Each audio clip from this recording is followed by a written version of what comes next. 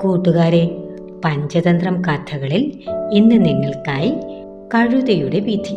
അതാണ് കഥയുടെ പേര്.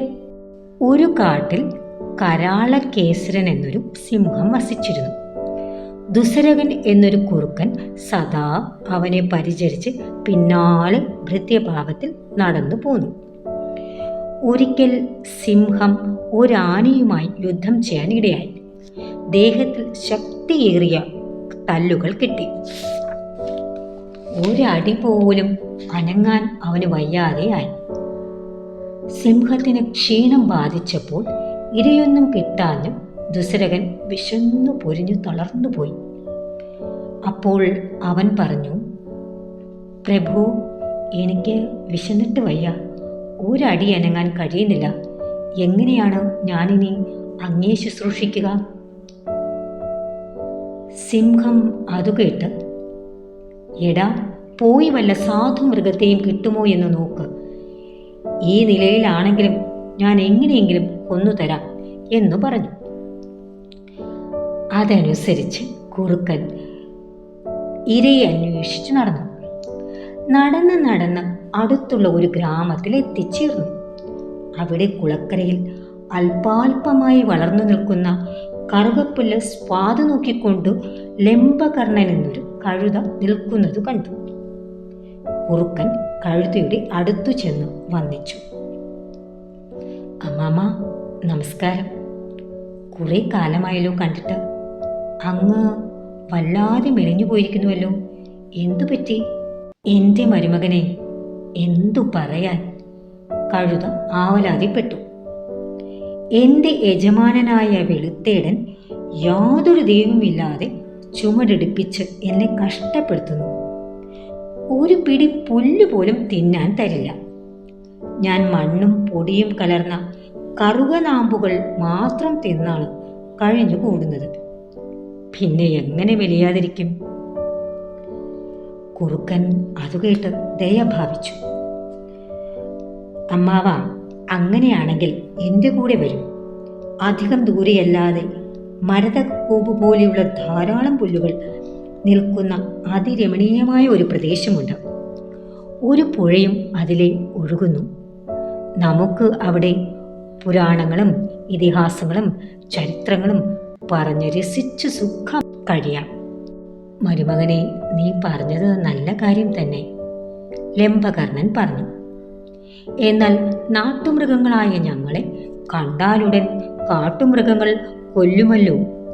അതിരമണീയമായ ആ പ്രദേശം കൊണ്ട് എനിക്കെന്തു കാര്യം? കുറുക്കൻ പരിഭവം നടിച്ചു. അമ്മാമ്മ, ഇങ്ങനെയൊന്നും പറയരുത്. ആ പ്രദേശം ഞാൻ എൻ്റെ കൈക്കൂട്ടിൽ വച്ച് രക്ഷിച്ചു പോരുന്ന ഒന്നാണ്.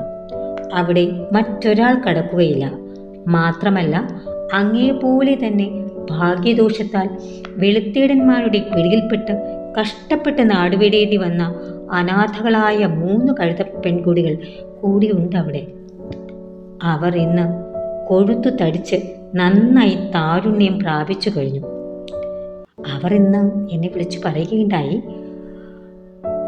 അങ്ങ് യഥാർത്ഥത്തിൽ ഞങ്ങളുടെ അമ്മാവനാണെങ്കിൽ ഏതെങ്കിലും ഒരു ഗ്രാമത്തിൽ ചെന്ന് ഞങ്ങൾക്ക് യോഗ്യനായ ഒരു ഭർത്താവിനെ കൊണ്ടുവന്ന് തരിക എന്ന്. അതിനു വേണ്ടിയാണ് ഞാൻ അങ്ങയെ അങ്ങോട്ട് കൂട്ടിക്കൊണ്ടു പോകുന്നത്. കുറുക്കന്റെ വാക്കുകൾ കേട്ട് കഴുത കാമവൃത്തനായി.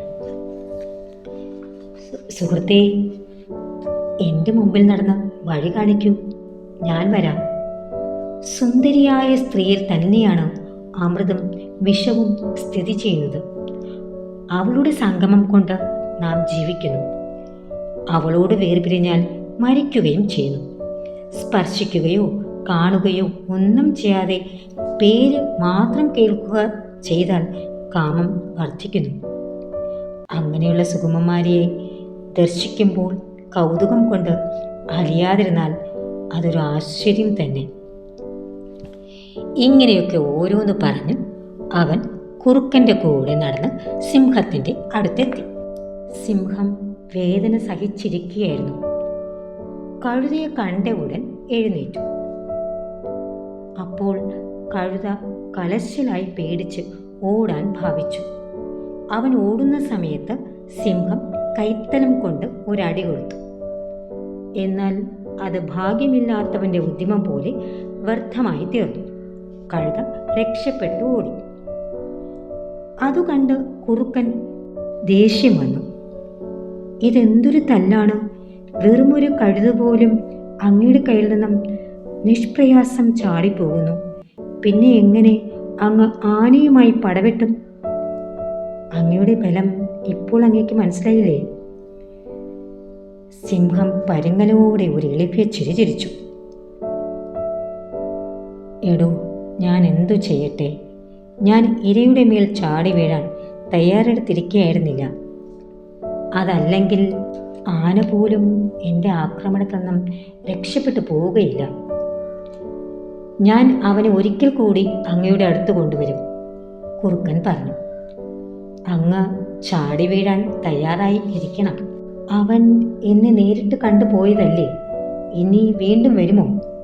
അതുകൊണ്ട് മറ്റു വല്ല ജീവിയെയും അന്വേഷിച്ചു പിടിക്കുന്നതല്ലേ നല്ലത്? സിംഹം തൻ്റെ സംശയം ചോദിച്ചു. അങ്ങ് അതിനെക്കുറിച്ചൊന്നും ആലോചിച്ച് വേവലാതിപ്പെടേണ്ട, കുറുക്കൻ വീമ്പിളക്കി. അതൊക്കെ ഞാൻ നോക്കിക്കൊള്ളാം. അങ്ങ് തയ്യാറെടുത്തിരുന്നാൽ മാത്രം മതി. ഇതും പറഞ്ഞ് കുറുക്കൻ കഴുത പോയ വഴിക്ക് പോയി. അപ്പോൾ കഴുത പഴയ സ്ഥലത്തു തന്നെ നിൽക്കുന്നത് കണ്ടു.